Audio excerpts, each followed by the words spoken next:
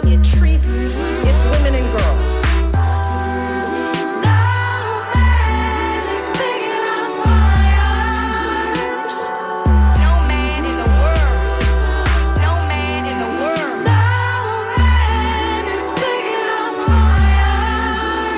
The measure of any society is how it treats its women and girls. We create the smart, powerful, creative, accomplished young women.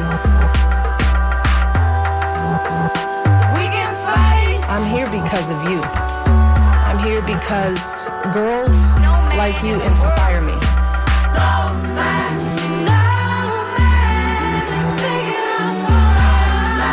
Many of these girls have faced unthinkable obstacles just to attend school.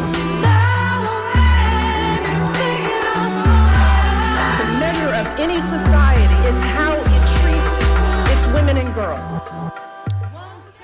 Buckle up, buttercups. It's another episode of Surly Voices here on WMNF Tampa 88.5.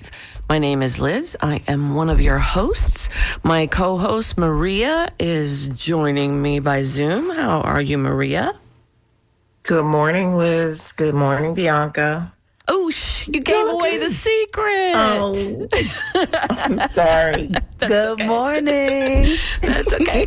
For those of you who are long-term listeners, back in the day, in the early days of Surly Voices, Bianca Goolsby was a fourth host, and she would come in and out, and then life overtook her circumstances, and she disappeared for a while, but she's back, and she's ready to dish.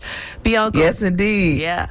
Bianca Goolsby is an award-winning digital strategist, educational activist, and founder of Teaching for the Culture.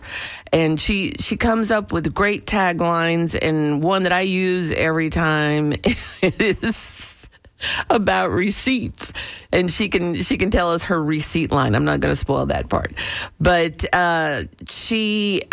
Teaching for the Culture is a multimedia platform revolutionizing how families, educators, and communities engage with education, policy, and digital safety. Bianca is also a very good computer nerd, so she has become a trusted voice for accountability, transparency, and integrity in education systems across the nation. Welcome back, B. We are so happy to have you.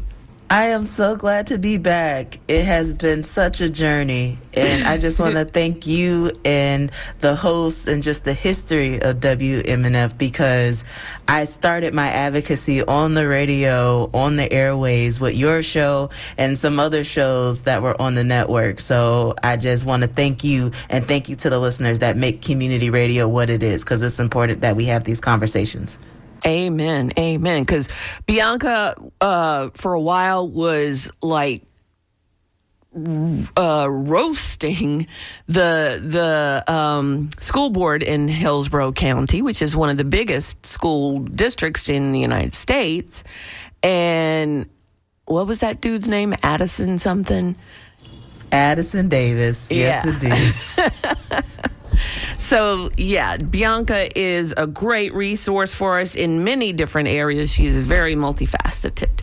So, if you want to join our conversation, give us a call, 813-239-9663, or you can email dj@wmnf.org. So Bianca, since you are a returning co-host, what do you think you want to talk about today? It's so much that's happening in the news. I don't even know where to even start. Where do we pick? I know that as the primary election is coming, we do need to uplift for folks to be intentional with your voter registration status. I know that the timeline for the primary has already lapsed, but it's important that we are intentional with knowing the data and knowing where your status is, and regardless of what side you're on, and maybe you're not on any side, you're just trying to live. regardless if you're active or not in politics, politics is actively doing us, and we're seeing it. Yes. In so many different ways. So I don't know how we pick on that. So I'm going to kick it off back to y'all. Maria, where do you want to start? Because I have many places to start. Well, you lead the way because I got to tell you, my head is spinning. I was thinking, when the lead in with the news coming on, and I was thinking about that part of it where I was hearing about the person who was suing OpenAI in California for giving him bad medical advice. I'm like, yeah. Well, yeah, exactly. If you want medical advice, you call a medical professional. You don't, chat bot it. Yeah, so. But you know what? I think, though, that the industry is wanting people to go towards AI rather than a physician. And this is what you get. Of course. Right? It's very dangerous. It's dangerous with your physical health. It's dangerous with your mental health. And we have no guardrails around what AI actually really is and that. So AI that stood out to me this morning amongst the other things. Other than that, my head is spinning around the recent celebrity of Hunter Biden, which I find curious. Let's just put it that way. And welcome to Donna. Hey, Donna. Hey. We got so much going on. I want to talk about, because getting back to companies saving money and regulations and all that kind of stuff, this lettuce outbreak of explosive diarrhea. People say that once you get it, there's no question you've got it. Taylor Farms and their iceberg lettuce sourced from central Mexico is purportedly contaminated with cyclospora, which causes the explosive diarrhea. It's gone to many states, including Florida. The interesting thing is the FDA came out early and said, "Oh yeah, this is where the outbreak is. It's Taylor Farms." And then all of a sudden, there's a huge turnaround, and they're like, "Oh no, that was a false positive." And so it's like, what? Say what? Actually, it's the CEO of Taco Bell that identified Taylor Farms as the supplier. Oh, okay. And Taylor Farms then had a meeting at the White House. Because guess who donated to Trump? Yep.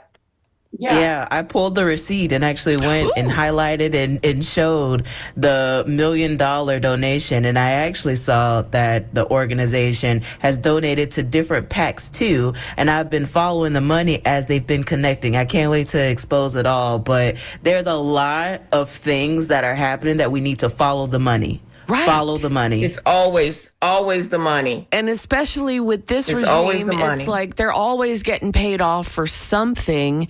And here, all of a sudden, since the CEO of Taylor Farms is writing these big checks to Trump, and then now all of a sudden, oh no, it was a false positive. It's not Taylor Farms. We don't. Before you even said anything, when you said that. When Maria said that it was Taylor Farms, because I heard Taylor Farms, and then when she said that, then they said, no, it's not Taylor Farms. I was like, that a phone call was made with nothing else. We do this every week on this show, right? And then people go and they want to convict us, and they do their own research, and they find out that basically a meeting was had. Yes. But you don't need to be a rocket scientist to know that's what happened. Right. Also, let's talk about it coming from Mexico. Okay. Let's think about that for a second. What would Mexicans, why? It could just be simply a thing of there was a tainted batch. But we've had too many situations where when something went wrong inside these very highly meticulous almost like factories. Right. Are wearing caps. They're wearing the gloves on their hands. They're wearing gowns. Have you ever been inside? There's one that does the bag lettuce in Atlanta. Oh, no. I Big haven't. plant. Oh. It's in Morrow, Georgia. And there's a huge plant. If you've ever been on a tour of any of these places, it's almost impossible. It's almost surgical. Yeah. They are gowned and gloved and hairnets and everything like that. Yeah. So this might be an inside job because, Mexico doesn't really like us that much right now. Food for thought there. Yeah. Yes, no pun intended. I got time. Wow. Yeah. Think ye on this, America. But it's not the first time that money has exchanged hands for favoritism. I'm sure it's happened with every administration, but it happens with this one every single day. Trump is just up there, ka-ching, ka-ching, ka-ching, getting all the money. What's he going to do with all this money? Is he going to fly to space and live there? He's going to have to give it back. Well, speaking of giving it back, he keeps trying to get the $5-point-something million that Jean Carroll won in court and got upheld all the way. Now he's going to try to get the money back from her. And it's like, are you kidding me? That's not how this works. And speaking of space, I don't know if y'all know, but they are trying to put AI data centers in space. It's already underwater, by the way, if y'all don't know. But now they're trying to put data centers in space. Oh, great. They're underwater in China, but I feel like that makes more sense than it keeps them cooler, But what does it do to the fish? Well, I don't know. I haven't looked at it like that, but the idea that we have to have all this water to keep these things cooler. Right? Why do they use so much energy? That's the question I keep asking myself. Why are we using something so inefficient that it needs all this special treatment? Well, I have all the research on that, but because I worked on this professionally. And so I had a little contract last year, but it's a whole show. Okay. There's a whole show. Yeah, we will save it. But yeah, it's like people using AI all the time. And it's like, I even ask people in real life, when would you like us to take AI notes? And I'm like, I like living on the planet and the global warming is bad enough. I don't also need you destroying everything else with your AI. No. Oh, and Mitch McConnell still MIA. Maria posted the other day with the milk carton with Mitch's face on it. Yeah, they're going to get us. They're going to make it to August 3rd. Well, and people keep complaining to the governor of Kentucky, and they're like, dude, call the election now, give us a primary now. And it's like, he's like most Democrats, sitting on his hands, doing nothing and thoughts and prayers, Yeah, he's like, I haven't heard anything, guys. Yeah, I haven't heard anything. Well, go to Washington or wherever he is and find him and confirm that he's alive for us. Put him on FaceTime. Have a if he goes FaceTime. to that hospital, He's got to be in the hospital, right? If Andy Beshear goes to that hospital, Yeah, one of the nurses are going to tell him what's really happening. exactly. Well, I've been in corporate America. I don't know where I would be if I went to a job, I disappeared, I was absent for several votes. There's so many unsubstantiated claims as it relates to contact, and I still have a job, I still have a position, I'm still in place. So if we take that for government, we the people, we are demanding answers. I don't understand why we can't get a quick Facebook Live or a Zoom call or something to be like, hi, this is me, this is real. Because also, in the age of AI, there have been people that have been making things to make it seem like it's true and it's not. Right. And again, that's a very dangerous place to be in. Well, it's hard to tell any photo that you see now on Facebook or anywhere else.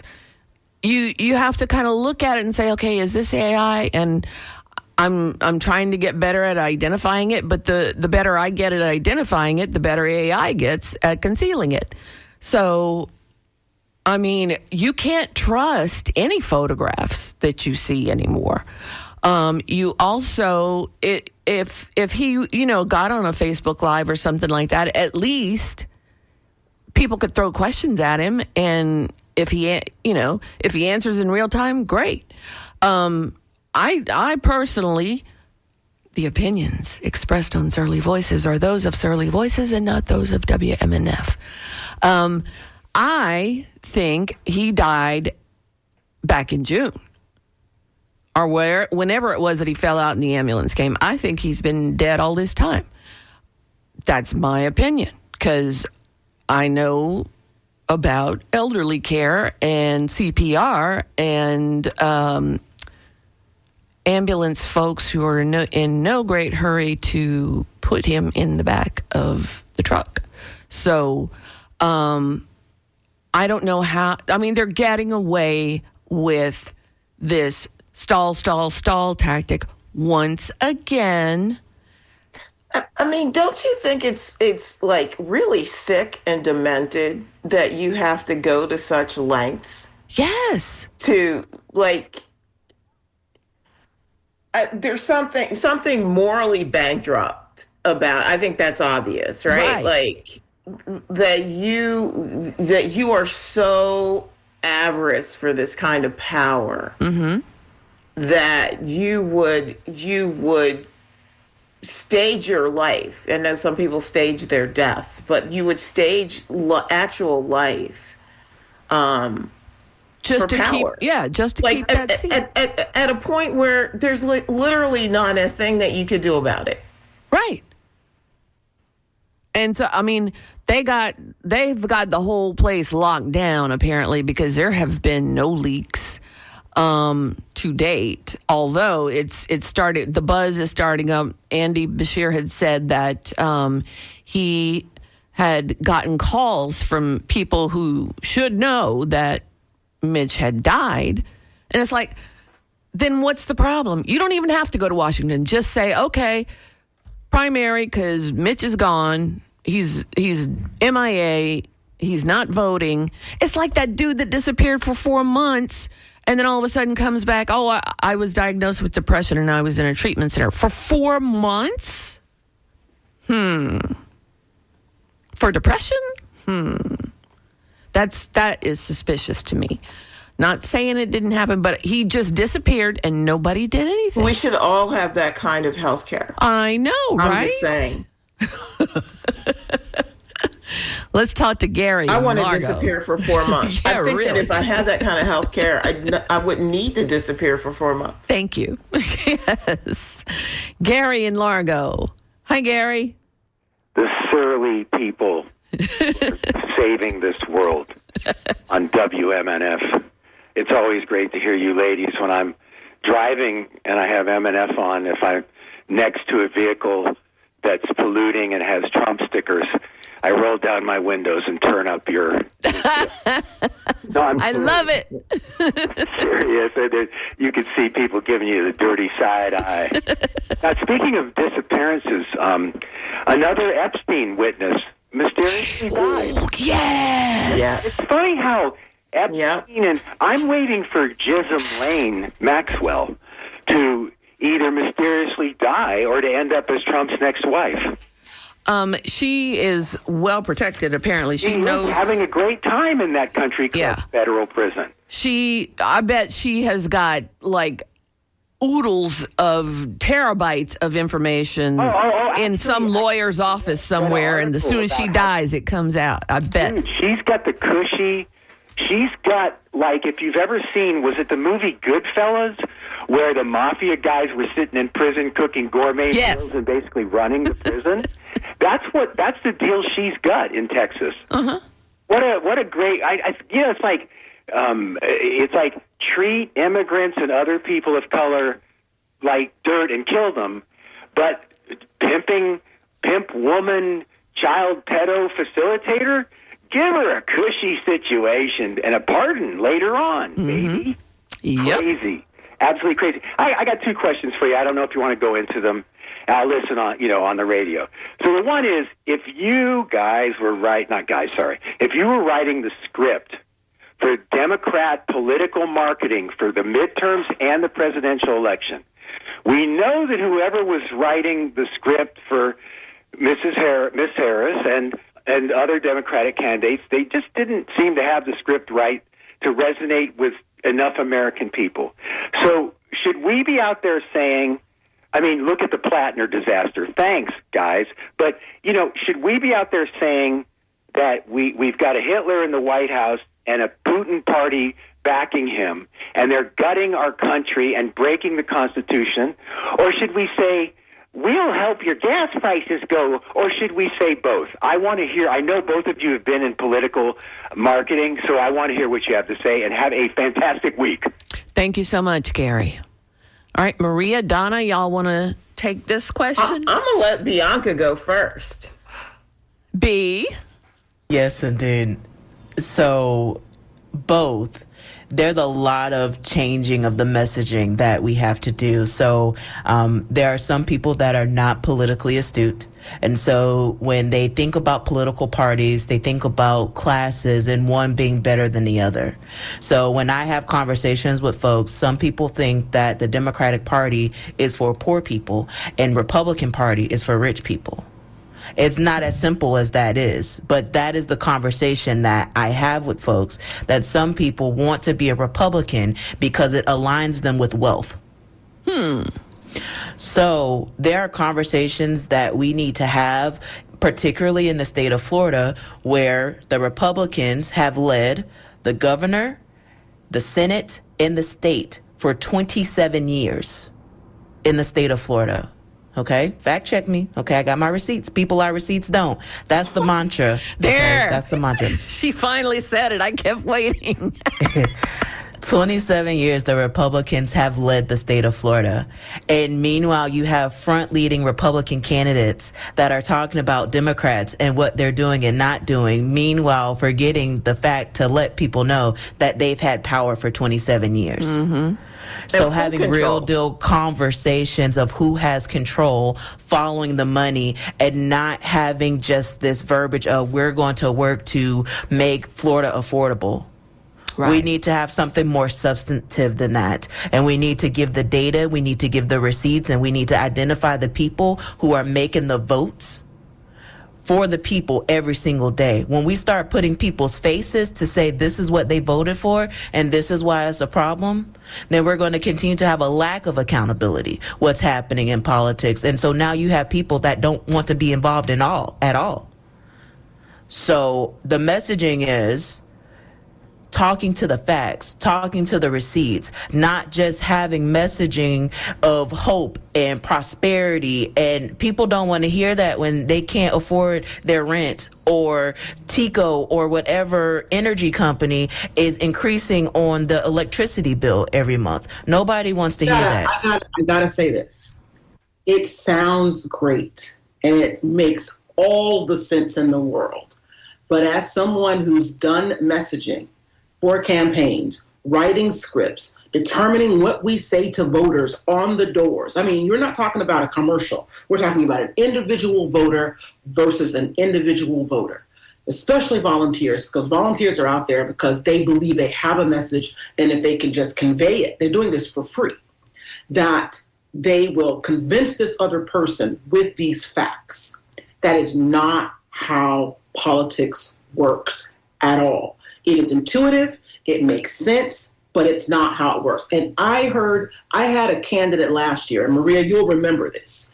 And that candidate said, I think people just need more facts. And I laughed at her. They don't want facts. Because that's not what does it. People are like, me Tarzan, you Jane. It's very rudimentary. It's visceral. So, and that's why, even though people can see Trump be convicted of all of these crimes. They can see Trump University failing. They can see the way that he treats women. They can hear him say, I can stand in the middle of Fifth Avenue and shoot someone in the face, and people will still love me. All you got to do is grab them by. I can say that, right? Meow. I shouldn't say it. Randy would not be pleased, so. People grab him by the kitty cat, okay? And people are like, yeah, he's a man's man. Look at the facts. The facts tell us that no matter how much information people have, if they are viscerally committed to something, you will not move them. Here's what will move them. Show them how this man has hurt them. Not their neighbor, not other Black people, not Mexicans in the streets of Miami being hit by tractor trailers or here on vacation. I think this guy was from Guadalajara, running from, no, he wasn't. He was from another country, but he was running from ICE. They were after him because people have figured out now they will still kill you, even if you're not the person they're looking for, right? So when people get killed, and so that's why Black people run from the police, because you can still take that bullet. Whether you've done something or not, you can still turn up dead.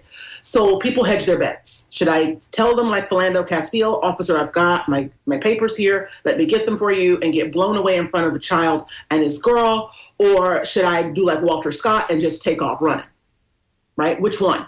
So now, if people understand, I think a lot of Latin communities that had supported Trump now understand that even if you're one of the good ones, people are understanding how they can be hurt. I'm sure that's going to have a change, signal a change, be a catalyst for change in thinking in those communities. If people think that someone or can be made to believe that someone will hurt them, then they will respond with that same visceral, self-protective measure. I don't understand why in something like politics that deals with all of these really smart people, lots of lawyers, lots of people who keep receipts. But this isn't, it's almost like magic. If you can convince someone of something, Willie Horton, remember that? Right? The Black man, the Black people law and order stuff. If you can convince someone that someone is going to harm you, whether they will or not, you have got their attention. If you can actually convince someone that they have been harmed by someone, you've got their attention. Save that, there's really not a lot that can be done.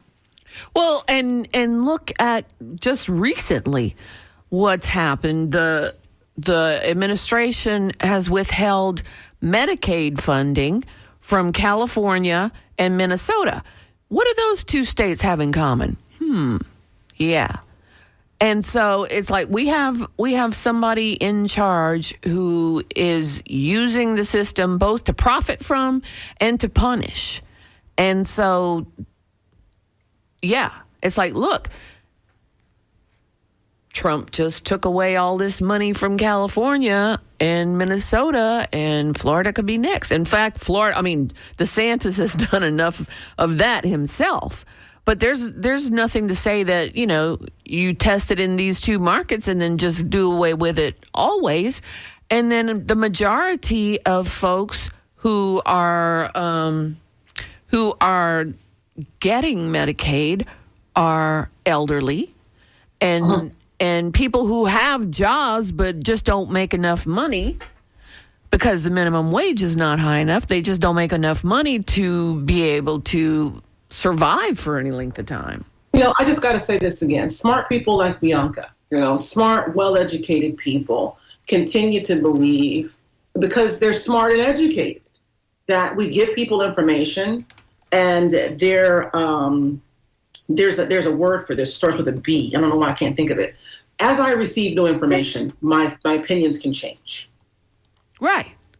Okay. That's what educated people do. They don't stick to something that's ancient and keep banging on the table about it. They reevaluate, reassess. It's insanity, right? I also think that it's like not being in a cult, right? Oh gosh, yes. Yeah. Like you could be confronted with facts a lot and then still be in denial because you want to believe your cult leader. I think that what the caller was talking about when he was talking, I don't think that there's any merit in talking about Putin. I don't think anybody cares about Putin. I think that you can talk about the Epstein class rather than talking about Putin. Yes. I think it's important to talk about the Epstein class. And I think it's important that people, like, to Donna's point, talk about all of this, all of the grifting that is happening by these people has put you in a position whereby these are the things that are happening in your life. Like, to take the adage of Ronald, the late, thank goodness, Ronald Reagan, are you better off today than you were 4 years ago? Right? I think that's a fair question. I think that when, I said this because we did this exercise with a candidate last week. And a friend of mine said, if a candidate knocked on your door, what would you say to them? And I didn't know what this, I get door knocks every once in a while, but being in a role reversal, right? Because I do think that the important thing, to Donna's point too, is listening to what people are actually saying when you come to their door, right? And then connecting the dots for them, right? This is how you feel. Let me try, let's walk through this. Let's deconstruct it so that we can both understand how we got here and then make different choices, right? That's essentially what you're doing at the door. But I said, I was asked, so if your door was knocked, what would you say to the candidate? And I said, honestly, I don't know. I said, I honestly feel like I am in an abusive relationship with my government. Yep. That's how I feel. I feel like I'm constantly being told that if I work harder, if I go to college, if I do this, if I do that, if I do all of these things, then you will not have to suffer the abuse, right? Like, I don't need to tell you how many people in dysfunctional, abusive households have been told, if we just stay quiet, if we just do the right thing, because it's your fault, right? That's effectively what you're being told, being subject of abuse. It's all your fault. So if you just behaved better, if you just stayed quiet when they came home, or all that other stuff, and that's how I feel about this government, right? Like, you can't exercise your First Amendment right. Otherwise, they want to come knock on your door and arrest you. Right. So you can't complain about it. You can't work hard enough because everything else, like my friend's daughter rents, and her rent has gone up the last 3 years, 30%.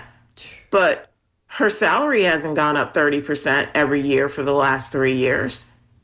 Right? There's a guy that did this thing where he took a Target receipt. He had a Target receipt from buying groceries last year, and it was like $98 and change, right? He put the same items in a cart online, and the price of those same groceries from a year ago was $142. Right. Well, yeah, right? It's like it's universal, all the products, everything has gone up substantially. So I don't know. I think to the point of the caller, I don't know that there's like a quick soundbite or anything like that really matters to people. I think that when somebody is in an abusive relationship, I think that when you break the veil and tell people, look, I see you, right? Like, I see you, and it doesn't have to be this way, right? Like, we can find safe haven, I think that that's a way to go. I don't know. I've never been one for this, where's our messaging? Because quite frankly, I think that we should invest more of our time in interpersonal relationship skills Right. so that when we do meet somebody, we can respond to them effectively as opposed to packaging a message and then delivering it. I think that that's the kind of stuff that Republicans are really good at because they do. Republicans are the best at But they do. messaging. They have this like prefrontal cortex kind of response to things. Right. You know what I mean? They're not trying to think things through. They're not nuanced at all. They're reflexive. Right. Right. So yeah, you're listening to Surly Voices on WMNF Tampa 88.5.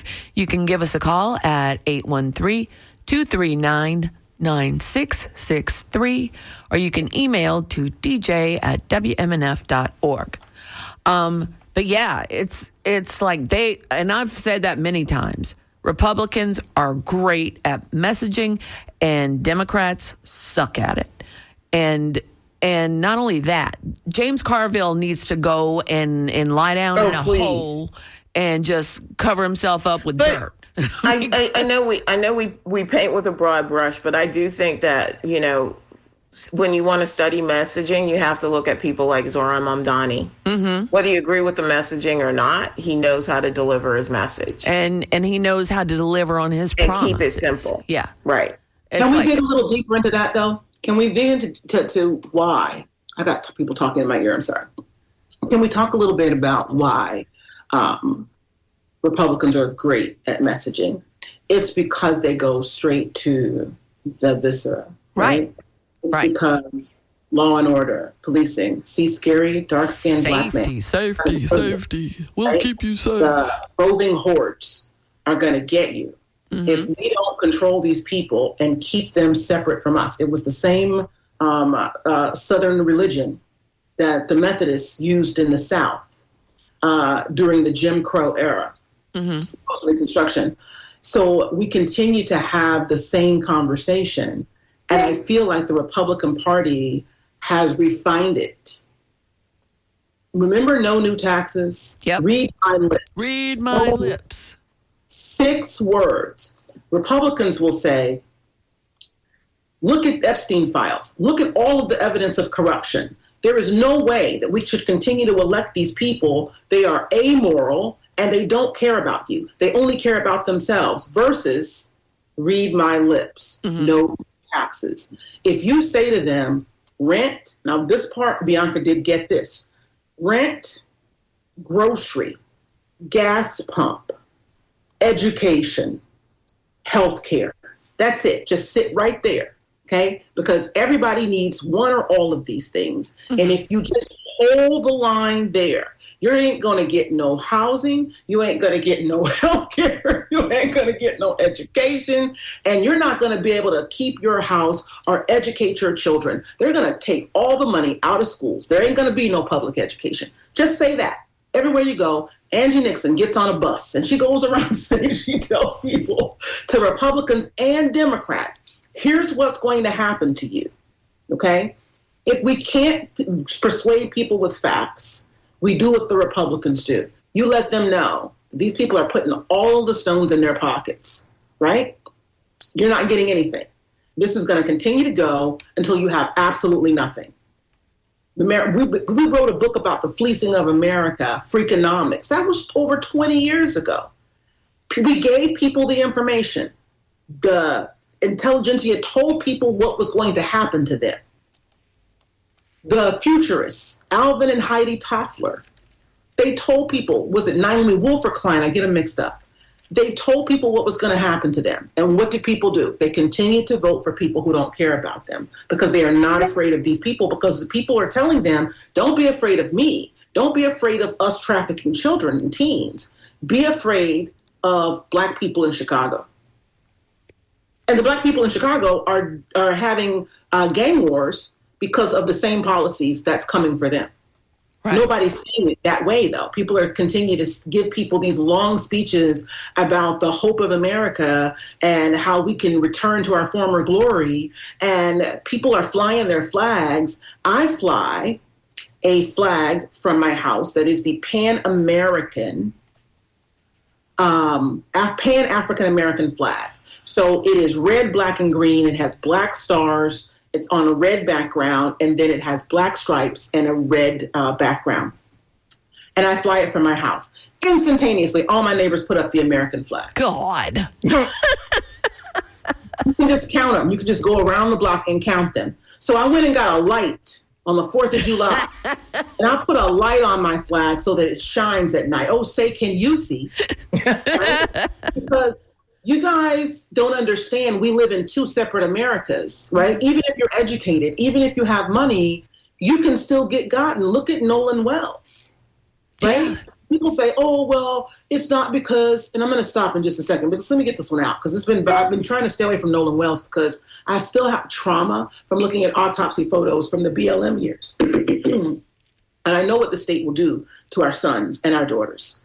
And people say, oh, Nolan Wells, this is not about race. Every time this happens, and to one black person, the problem isn't that the kids couldn't have been friends.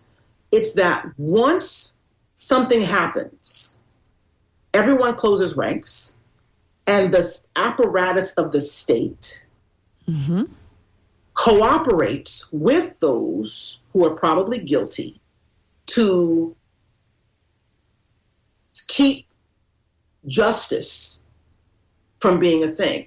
That's why I told my son the same thing. My son dates the entire United Nations. I told him, listen, here's what's going to happen.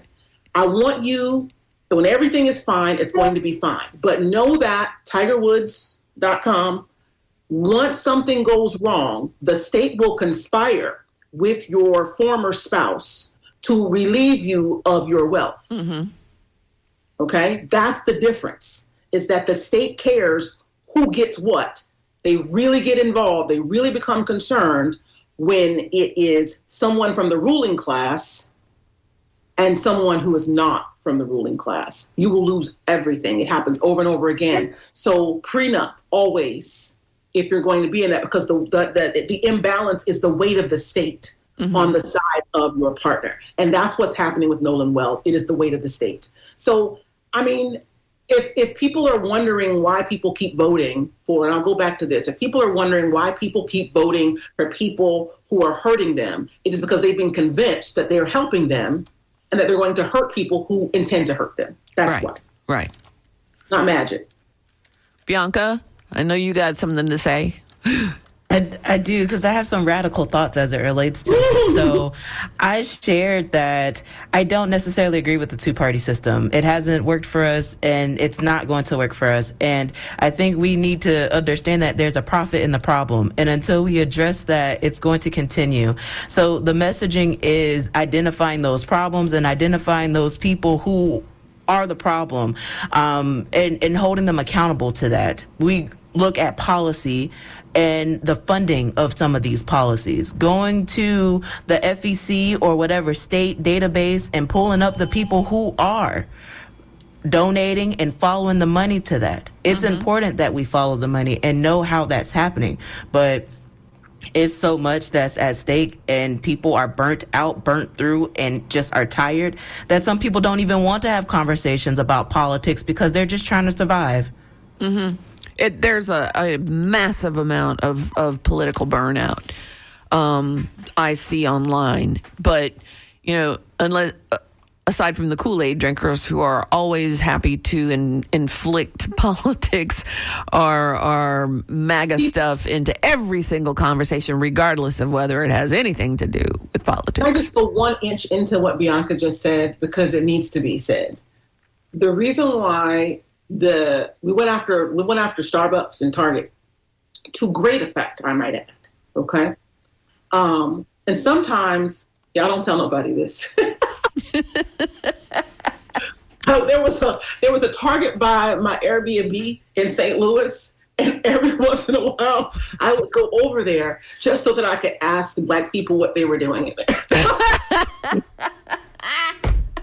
I'll be like, hey, y'all finding everything you need today? What y'all doing in here, though?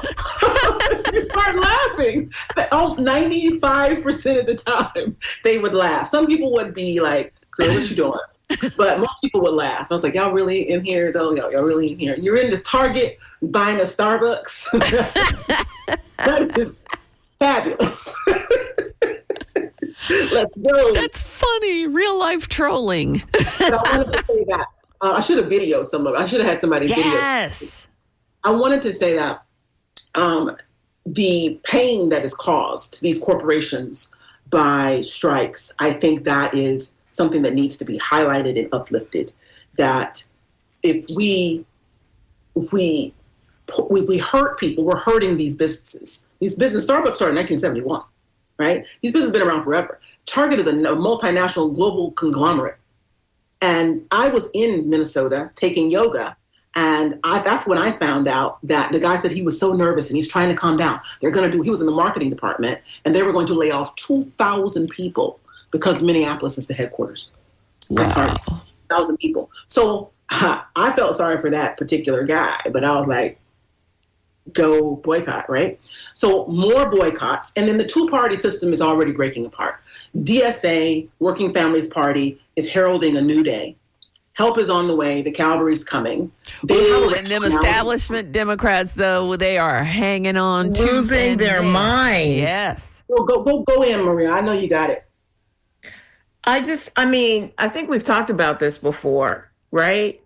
But I think, and we always talk about Zohran Mamdani, and this goes back to you wanting to dig in deeper. Zohran Mamdani in 9 months showed people that it's not difficult to keep campaign promises. Yep. Right? And you contrast that with these people, these establishment, well, we call them establishment Democrats. You contrast that with them that say, oh, well, it's going to take some time. It's going to, like, we have a congressperson here who's been in politics for 40 years. And when they gave their why, I've been in politics for 40 years, and I was moved to get involved in politics because of an illegal war and the governor threatening to take away access to abortion. And I opened my notebook and I wrote down, okay, and so now here we are, 40 years later, in an illegal war, and a governor that actually has taken away your right to an abortion. So what exactly have you done? Right. For 40 years worth. That's kind of embarrassing. Yeah. And I thought that, I think it's an interesting contrast between somebody who's in office for 9 months and says, I want everyone to have access to affordable or free childcare. Mm-hmm. I want free and fast buses. And has done the study and has mathed the math on making it possible. Not just in terms of cost benefit, but also the analysis of productivity in the community, right? And I think it's an interesting contrast, not just an interesting contrast, but when we start talking about democratic socialism, right, the establishment immediately starts talking about communism. They start talking about no, we can't, and all this other stuff. But when you look at a city the size of New York and you see what's happening and what's possible and how they are like taking a page out of the Republican playbook of streamlining red tape, removing red tape, making it more efficient, making it more accessible for small businesses to function without being burdened by bureaucracy. And when you see them doing those things, it becomes very, very difficult to stay and maintain the status quo. Right. Let me get some. And they names. hate it. Yes, they do. They hate it They are because, fighting it so hard. You know, I think as organizers, and I talk to Donna about this a lot, as organizers, we are trained to work our way out of a job, right? You see a problem, you organize around that problem to solve the problem, and then move on and work our way out of a job. With these politicians, it's not so much of working their way out of a job. It is highlighting highlighting an issue to keep your job or to highlight your opponent, right? Like, think about how much money Republicans raised off of the back of just merely mentioning Nancy Pelosi's name. Yeah. Right? It's all, for them, it's all a game. And for us, it's about making sure that people can live and thrive in this country. All right. Very good. Let me read. All right. Marilyn has sent us an email, says, Surly Voices, Tom Hartman had a caller yesterday and called it, and we're talking about the explosive diarrhea, called it Magazuma's Revenge. I thought that was bigly accurate. Keep up the great show. Thank you, Marilyn. Thank you, Marilyn. Let's see. Would you expound on report on Democracy Now! This morning that a court cannot enforce habeas corpus? That was lesson 1 in law school in 1974. Thank you, Sarah. Thank you, Sarah. With this much time left, we're going to have to bump that to next week because there's not enough time. But thanks for the idea. Has anyone checked to see if a death certificate was written up for Mitch? Seems pretty easy. Well, you know, when you know how the system works, you can get away with bending the rules. And so maybe there's one written up, but maybe it hadn't been sent on to the state. Number one. Number two, maybe nobody has even filled out the paperwork yet, because when he does eventually die, then that will be his real death date. So just because you can't find a death certificate doesn't mean he's not dead. But When there's a power outage. Yeah.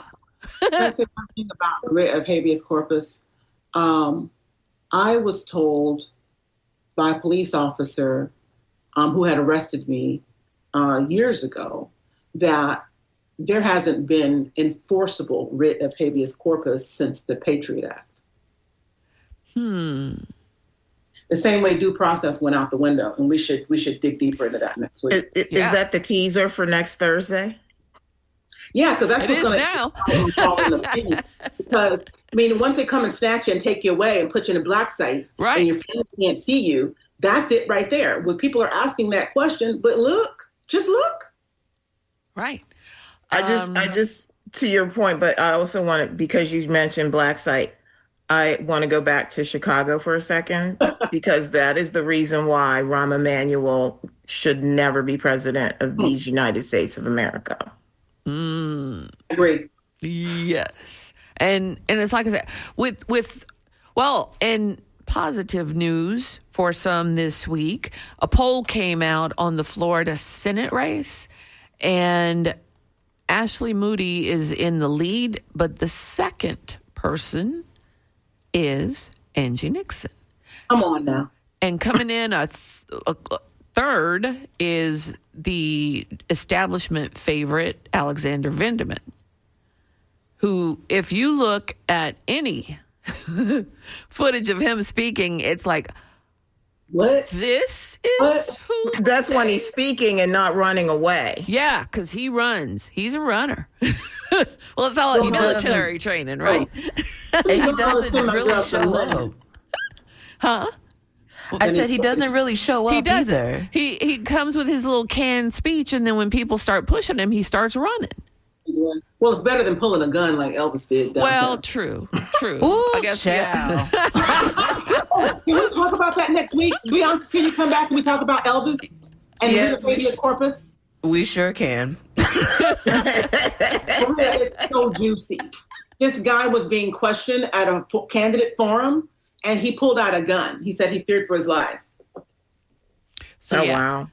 Frank. And meanwhile, we'll talk about next week. Frank just gave us the finger, and that means it's time to wrap it up. Thank you, Bianca, for joining us. I hope that you come back all the time now that you got all your stuff situated. Thank you, Donna. Thank you, Maria. And thank you, listeners, for tuning in to Surly Voices on WMNF Tampa 88.5.